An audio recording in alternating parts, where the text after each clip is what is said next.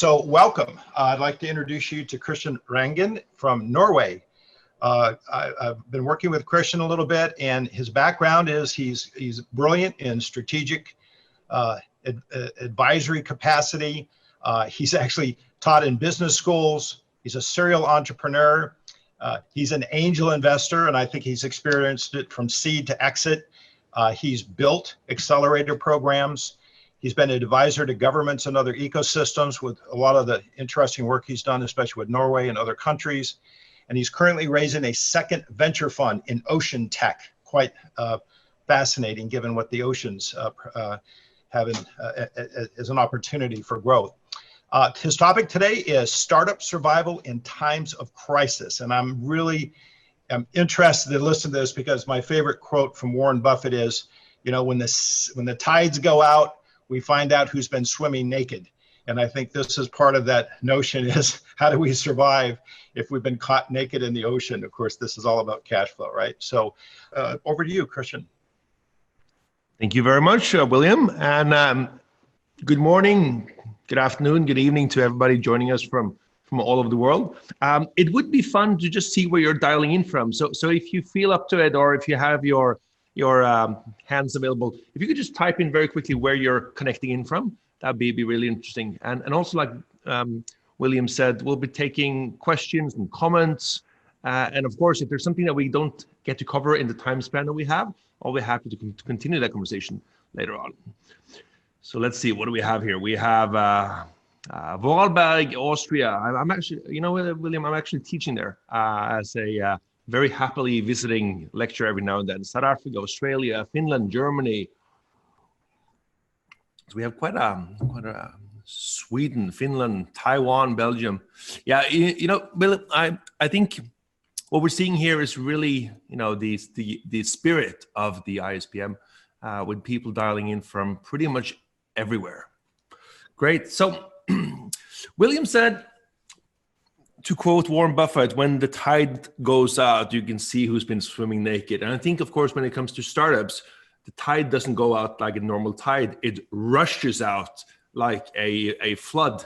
And what I'm going to talk about is how did we and how can we, moving forward, think about what we call startup survival in times of crisis. And Bill gave me a very nice introduction. Thank you. Now, if you guys want to stay in touch, if you have any questions, if you have any comments, if you want to connect, you know, here are my details. I'll repeat them at the end, and you can also find them in the slides. And again, I'll be more than happy to stay in touch. So my starting point, William, is that this is the biggest crisis any of us will ever experience in our lifetimes. I do hope that certain, you know, political events in the US doesn't prove us wrong, but I think that the combination of COVID-19 with all the implications, both from an economic point of view, from a you know, international travel, collaboration, global supply chain, so all the knock-on effects that we're seeing as a consequence, the combination of those things, both in the short, medium, and longer term, is going to be the biggest crisis that we'll ever experience. So that's the starting point. And what I'm going to be sharing with you today is largely built around something we call the Startup Survivability Canvas. So this is a brand new tool that was developed as a direct response to COVID-19 for startups. And I'll take you through sort of the background, the story. I'll do a walkthrough, I'll do a mini case, then we can have a discussion towards the end. And of course, you can download this from our website and use it as much as you'd like. So part one, pre-COVID. So let's go back to New Year's 2019, 2020. So the very first signs that we saw at the time of, you know, this potential new virus, this new SARS virus, was actually dated New Year's Eve. Now, in retrospect, we may have been seeing some signs early, but right around New Year's, the eastern parts of the world started talking about what effectively is now COVID-19. And in the days that follows, so New Year's and just after New Year's, there was a growing realization in local media. So Hong Kong, for example, that there was a new outbreak. Now, of course, this is nothing uncommon.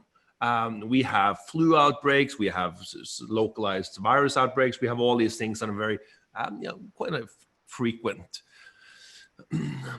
But this caught our attention. So this is February 27, 2020. So we're still talking the month of February. It's about 2 months after the first outbreaks. And I'm an avid reader of the South China Morning Post.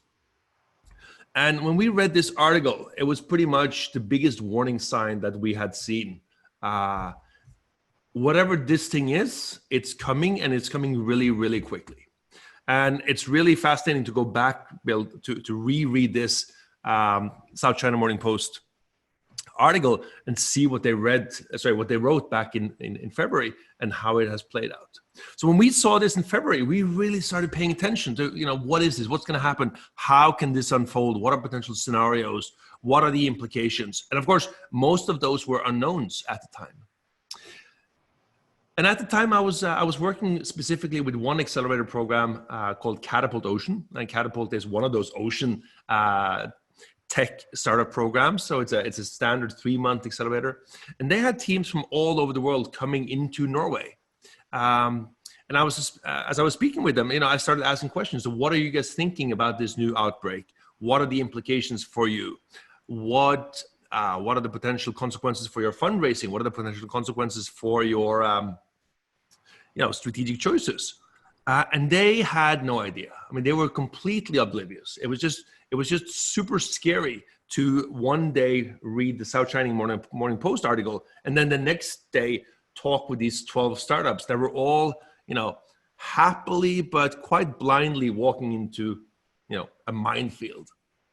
And then just a couple of days later, which I think most of you probably have read by now, Sequoia put out the coronavirus, the Black Swan of 2020, which is a really powerful email. It was a newsletter that went out to probably hundreds of thousands of people around the world. And basically what they said was, you are on the verge of an existential crisis. So as a startup CEO, if you're not preparing for this, you're not doing your job. And what Sequoia wrote was basically, there is a massive storm coming and you have to prepare. Back to what you said, William, in terms of cash flow being one of those things. And about 2 weeks later, Steve Blank, which we also follow with great admiration, he put out a slightly different, more detailed approach. And this is March 19, where he said, this storm is now upon us. So CEOs and CFOs, you have a number of key priorities in terms of manage your liquidity, build up whatever assets you can, plan for 24 months of downturn. And it was really, screaming from the top of the building. And as I was going back to a new session with the Catapult accelerator teams, they still had no freaking clue. I mean, super smart people, super dedicated.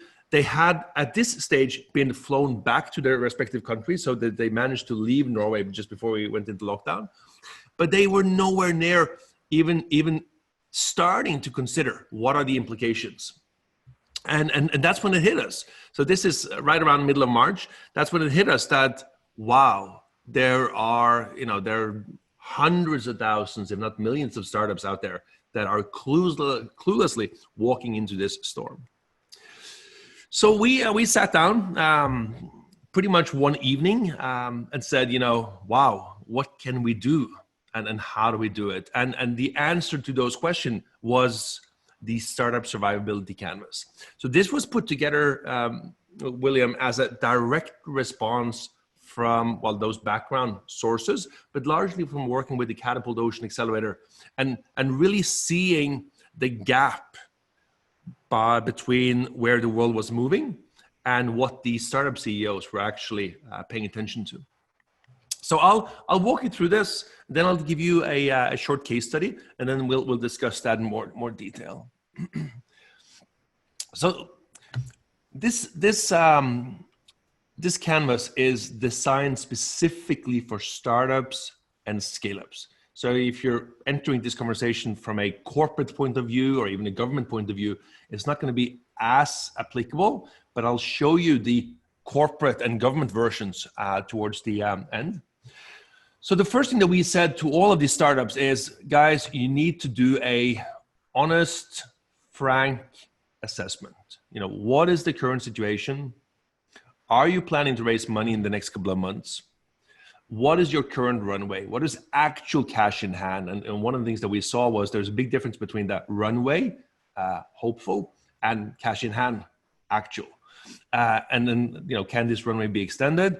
And also assessing the viability of the current business model. So that first assessment, of course, here it's one column out of 4, but that is, you know, for some even challenging enough. So we walked through with a number of startups, what is the current situation? And let's be honest, you know, honestly, are you trying to raise money in the next couple of months? And if so, what's your expectations around that? And what was interesting, Bill, was, you know, middle of March, everyone said, yes, we are raising money. And yes, we're planning for this to go through as planned. And we see no reason why we should have any challenges around that. And that would, you know, that would change by 2 weeks later. We also saw that the majority of startups had a very short cash in hand position. So they would say, we have a runway, and they would count in grants, they would count in you know, future payouts on contracts. So they had a very, what I would call optimistic view on their cash position. And then we assessed what is the viability of your current business model moving forward. And instantly going back to the catapult batch, you know, probably half of them said, you know, our business model is dead.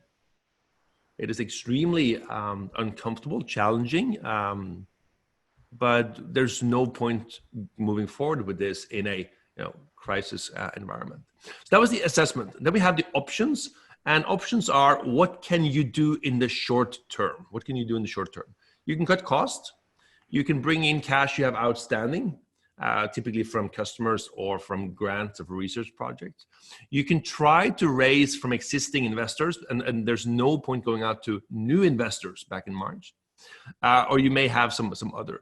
And it turned out that even this was challenging because the companies were still sort of, you know, we're going to move forward with operations as usual. Then we have the action, so slightly more long-term, like what do we actually do moving ahead? So there was a financial and look at sort of how do we execute on those options.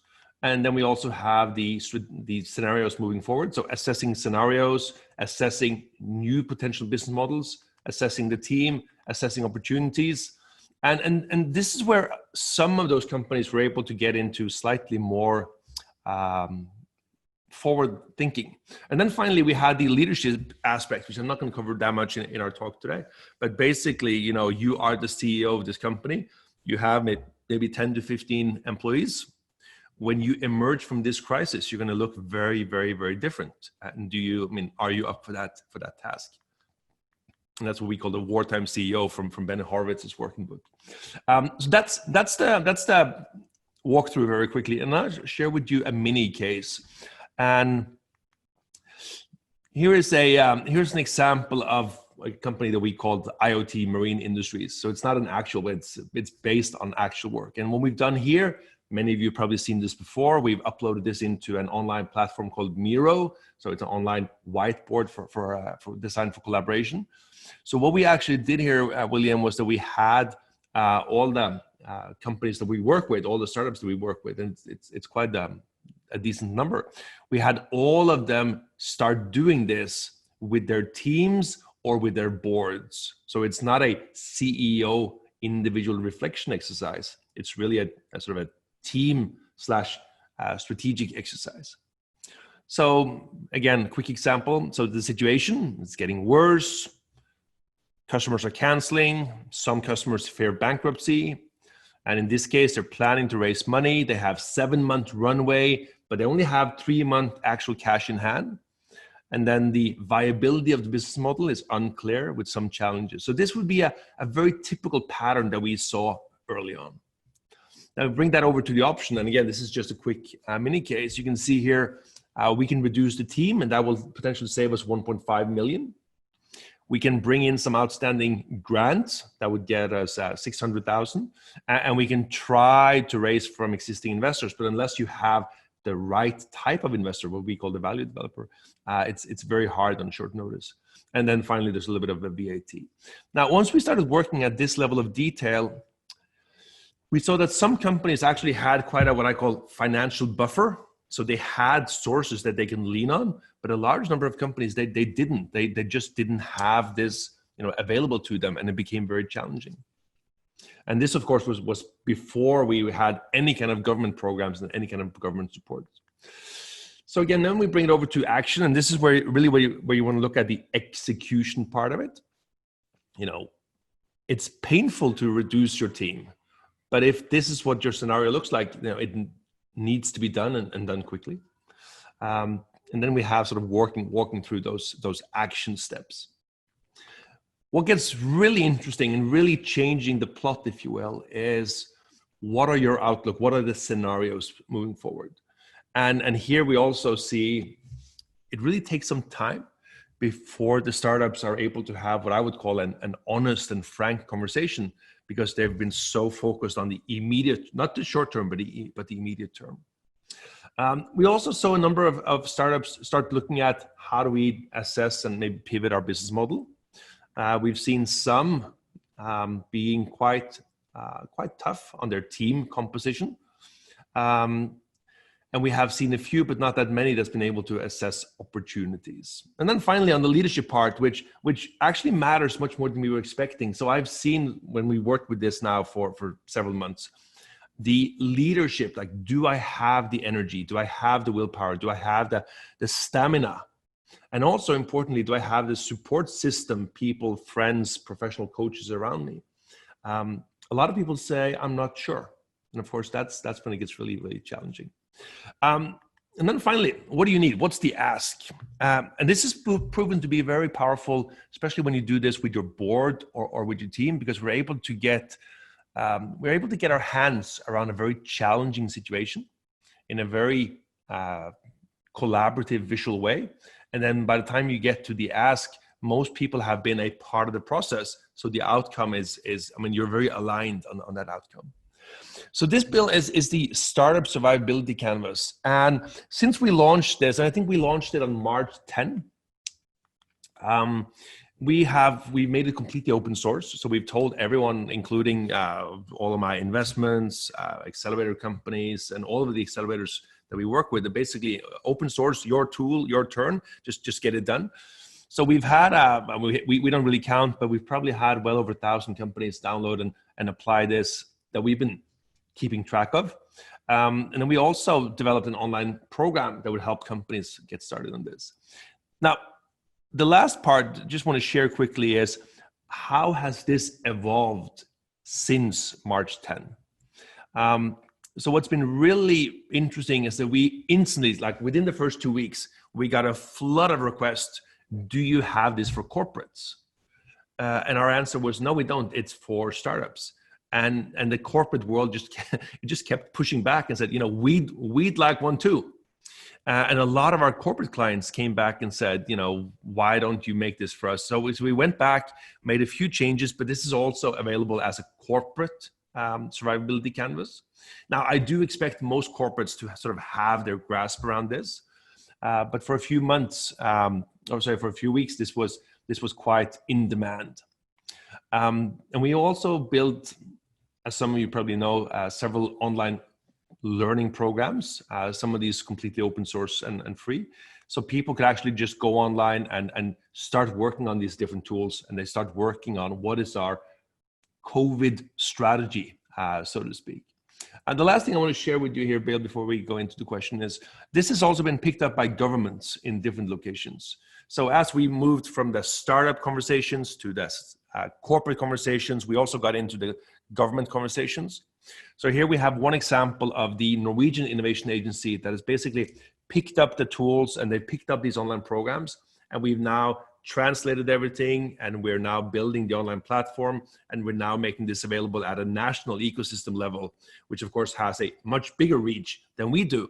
But the big thing here is that it is the employees with the National Innovation Agency who owns it and who leads this work. So we are just in the background on this. So on a closing note, what's coming? I think that there's a lot of uncertainty, but there's also, fortunately, a lot of agility. So I think a large number of startups are going to be doing just fine because they have proven agile enough to adapt to what's been happening. So that's pretty much the story in the background I'd like to share, and be happy to take any questions or comments. Okay. Christian, thank you. If you could put back up the Survivability Canvas, because we have some questions on that. Yeah. So the first question is, could you please elaborate on the concept of the value developer and how entrepreneurs can recognize and identify them? Yeah, that's a great question. Whoever asked that question, that's a great question. So when we work with startups and we help them raise funding, we make sure that they understand that there are 4 types of investors. And this is embedded in a tool that we call the investor map. And in the investor map, you basically segment your investor prospects. And you segment them by, let's see, I'm going to show you this really quickly.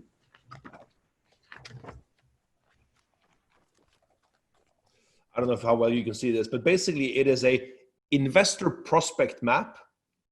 And the value developer is a type of investor. It's a category of investor that has both a strategic relevance, but also access to funding for your next rounds, which translates into, if you're out of money on a Friday, who do you call to make sure that you have money for Monday? So you need to have someone on your cap table who has access to funding when times are tough. And that's what we call a value developer. Okay, thank you for that one. Here's another one, and you can see your screen, correct? I think everybody is seeing the screen. Yeah, I can see it. This question is also, I would like to ask which variables you recommend for the initial business model assessment that's in the box on the left, in the lower left-hand column. Yeah. Well, I mean, you can, there are 2 ways of looking at the business model assessment. The easy one is just look at your revenue. I mean, that is almost too simplistic. But if you want to make it really simple, what is the revenue from your business model as the world is changing? And one example, of course, is a company like Zoom or any other video company. I mean, they basically, quadrupled their revenue. So they have a really good fit for the business model. The next level, slightly more advanced, but still, is of course to use the business model canvas. I mean, we're big fans of the business model canvas. So actually sit down and go through the business model canvas. How valid is our value proposition? How relevant are the challenges that we have? Where are the customer segments? Where are the partners? So basically map out the business model canvas, which again is a great way of doing it. Okay, thank you for that. We have another one from Ajit. It says, definitely a worthy initiative. A few concerns though. How do you ensure that the canvas does not fill up? Yeah. But as high impact ones to get the right focus? It may help to make linkage clear. That's both a question and a comment. Yeah. No, so that is also, it's a great question from Ajit. So one of the design choices that we made was there's a lot of stuff, and there's a lot of boxes, and there's a lot of let's call it working spaces on this canvas. So it can get quite busy, but we tested a few iterations and we found this to be the most relevant fit. So my recommendation is actually to work with this, but clean it up as you go. So for example, if you work in the current situation category and you get 25 Post-its in there, let's see if you can clean it up and segment it a little bit. So that's one way. The other way, which is really powerful, is if you use an online whiteboard like Mural or Miro or others, you can actually zoom in a lot. So the current situation box, it basically becomes huge. So you can have a lot of stuff, and then you zoom back out again. So in the digital whiteboard, you can actually flex that quite nicely. Good, thank you for that. And here's one from Henning. He would suggest to also review and how far the assumptions and values underlying the business idea have changed and are still in line with societal challenges, making sure it is still the appropriate thing to do in the short and long term. Why did you decide to leave this and the associated elements like purpose and mission out of the Canvas? Yeah, so that's a good question. And again, I wouldn't say we've left it out, but those things is something that the facilitator or the CEO or the chairman of the board would bring into the various elements. So you could bring that into the current situation discussion. You can bring that into the viability of the business model. So for example, exploring and checking assumptions is always a part of the business model discussion. You can also bring it into if you go to the third row, where you start looking at assessing scenarios. That has a lot to do with assumptions, assessing business models in the multiple.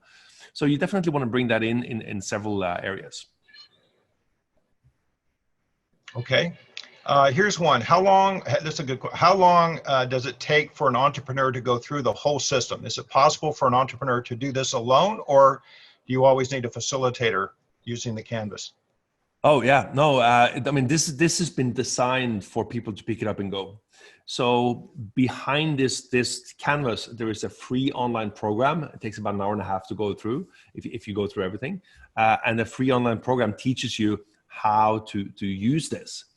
But we've also seen enough people basically just download it and pick it up and go. But one scenario is doing it alone. And that's more of a individual reflection exercise, which can be powerful.